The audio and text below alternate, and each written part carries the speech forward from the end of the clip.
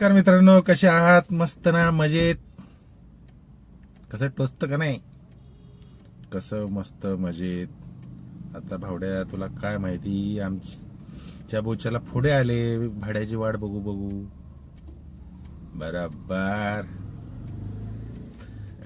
काय ना, आज काय काम नव्हतं, ट्रिपा पडत नाही, म्हणलं व्हिडिओ तरी करावा, तुमच्याशी बोलावं, तुम्हाला काहीतरी सांगावं, काहीतरी तुमच्याकडनं ऐकावं. बरोबर का नाही? गेल्या महिन्यात आपण संप केला, त्याचे परिणाम एवढे भारी झाले.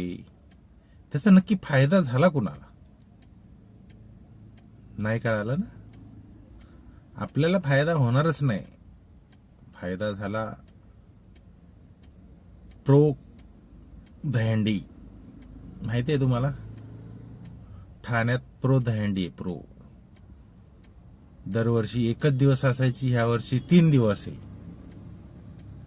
बरोबर आहे का नाही? आता तुम्हाला बरेच जणांना माहिती नसेल, आपले कार्यसम्राट परिवहन मंत्री, नाव माहिती आहे तुम्हाला? सांगायची गरज नाही. तर त्यांचा गेल्या काही दिवसापूर्वी व्हिडिओ आला होता. मंत्रालयाच्या इथे त्यांनी रॅपिडोची बाईक पकडली होती की बाईकवर तुम्ही इनलिगली भाडे मारता म्हणून तुमच्यावर कारवाई केली जाईल. ओके. त्यांनी त्या बाईकवाल्याला कारवाई करण्याची धमकी दिली होती, रॅपिडोवाल्याला धमकी दिली होती. जर रॅपिडो इनलिगल काम करतय, बरोबर का नाही? जर रॅपिडो इनलिगल काम करतय, तुम्ही त्याला बोलताय की आम्ही तुमच्यावर कारवाई करू. आता त्याची काय कारवाई झाली ते तर कुणाला कळालं नाही. फक्त तो व्हिडिओ आला, परिवहन मंत्र्यांनी ती बाईक पकडली. बरोबर आहे का नाही? ह्या सगळ्या गोष्टी ठीक आहेत, पण प्रो दहंडी काय आहे तो कार्यक्रम, त्याचं आयोजक परिवहन मंत्री, पण त्याचे स्पॉन्सर आहे रॅपिडो. रॅपिडो रॅपिडो रॅपिडो. मग असं मनात येतं ना की हा चला, रॅपिडोला घाबरवलं. रॅपिडो म्हणला, साहेब आम्ही आहे ना तुमच्या सोबत, काय कितीची पावती फाडायची आम्ही फाडतो. इकडे दंडाची नाही, इकडं हंडीची. हा, ऐसा नहीं तो ऐसा, घी सीधी उंगली से नहीं निकलता है, उंगली टेढ़ी की. म्हणजे आपण सर्वसामान्य मतदार, आपण त्यांचे पक्षाला आपण बटणं दाबू दाबू निवडून देतो. आपण त्यांच्याकडे आशेने बघतो की आम्ही निवडून दिलेत. बरोबर का नाही? आपण विश्वासाने निवडून देतो. आपण विचार करतो, हा आम्ही निवडून दिलंय, आता यांचं सरकार येईल, हा चांगलं काम करल.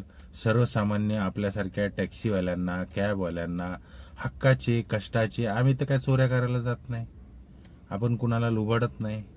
आपण आपल्या हक्काचं मागतोय, ते त्यांनी द्यायला पाहिजे. पण त्यांचं काय चाललंय, आपली पोळी कशी भाजली जाईल याचा विचार करतात. खरंय, आपली पोळी कशी भाजली जाईल याचाच विचार करतात. जर तुम्हाला खरंच मनापासून वाटत असेल ना, कर्नाटकचं बघा. कर्नाटक मध्ये जेव्हा ओला उबेरवाल्यांनी अशी नाटकं केली, त्यांनी कडक कारवाई केली. त्यांचं गव्हर्नमेंटचं ॲपही आलं, त्या गव्हर्नमेंटच्या ॲपवर चालतंय. मित्रांनो, तुम्हाला सांगू, तिथं लगेज जे आहे ना, लगेज पॅसेंजर घेऊन येते, त्याला पण लिमिट आहे. ठराविक किलोच्या नंतरचं लगेज असेल तर त्याला चार्जेस द्यावे लागतात. आपल्याकडे असं नाही. आपल्याकडे मिनी बुक करणार, 4 बॅगा घेऊन येणार, डिक्कीत जागा नसू दे, सीटावर ठेवू, ते सीट फाटलं तरी चालेल. आणि भाडं काय, 200, 250, 150. असं वाटायला लागलं ना, ती रिक्षाचं भाडं कॅबपेक्षा जास्त आहे. काय बोलायचं, कसं बोलायचं, बोलल्यावर तोंड दिसतं, हेच बोलतात, जो बोलतो त्याला टार्गेट केलं जातं. आमच्या युनियन तर लय लढतायत, मंत्र्यांना भेटतायत, मंत्री गाजरं देत आहेत, त्याच्या पलीकडं काहीच होत नाही. आता असा विचार करायला लागलाय की का आपण यांना निवडून देतो. परिवहन मंत्री रिक्षा चालवत होते, त्यांचा रिक्षा चालवण्याचा व्हिडिओ पण बघितला मी. कडक रिक्षा चालवतात. उपमुख्यमंत्री पण रिक्षा चालवत होते. आम्ही विचार केला, त्यांनी रिक्षा चालवून मंत्री झाले, आम्ही कॅब चालवून कमीत कमी पंतप्रधान तरी होऊ. पण काय नंतर कळालं, चहा विकल्यावरच पंतप्रधान होता येतं. असं काय नाही, गमतीचा भाग आहे. असं नाही होत. तिथं टोपी घालता आली पाहिजे. जर तुम्हाला टोपी घालता आली तर तुम्ही पुढे जाल, त्याच्या व्यतिरिक्त काही नाही. कळालं? नाही कळालं, नाही कळू द्या. आपल्याला काय कळतच नाही. हाच मोठी गंमत आहे. तर माझं म्हणण्याचं उद्देश तर एवढंच आहे की जर इनलिगल काम करणाऱ्यांकडनं तुम्ही वर्गण्या घेता, बरोबर का, इनलिगल काम आहे, रॅपिडो इनलिगल आहे असं सरकारच म्हणतं. त्यांच्याकडे लायसनच नाही, ओला उबेरकडे लायसन नाही, ते कुठल्या नियमात बसत नाही असं सरकारच म्हणतं. आम्ही तर म्हणत नाही, कारण आम्ही त्यांच्या भाड्यावरच आमच्या गाड्यांचे हप्ते भरतो. बरोबर का नाही?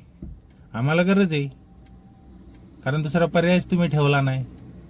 रिक्षा टॅक्सीला जसे मीटर येतील लिगल मीटर आरटीओने दिलेले, तसे आमच्या गाड्यांना द्या, आम्ही त्यांना फाटर मारू.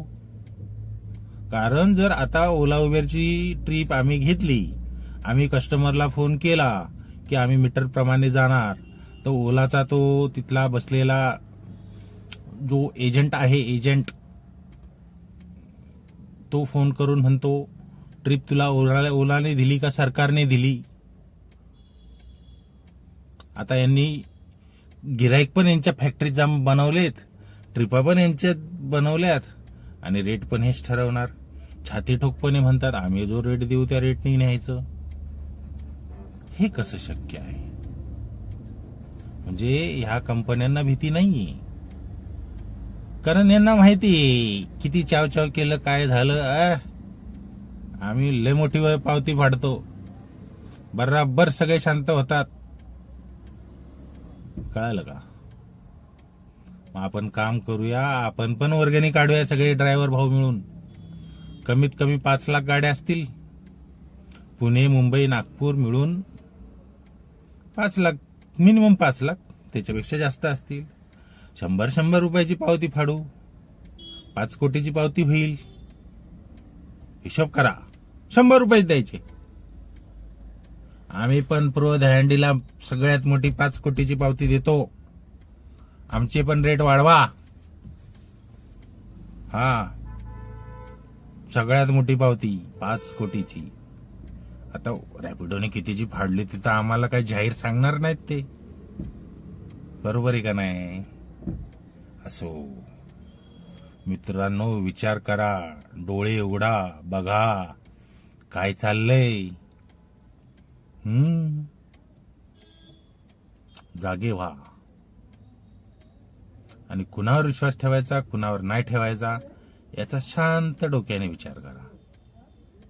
चला बघूया दिवसभरात काय होतंय. आपलं काय तिथंच करायचं आणि तिथंच मारायचं. जय हिंद, जय महाराष्ट्र.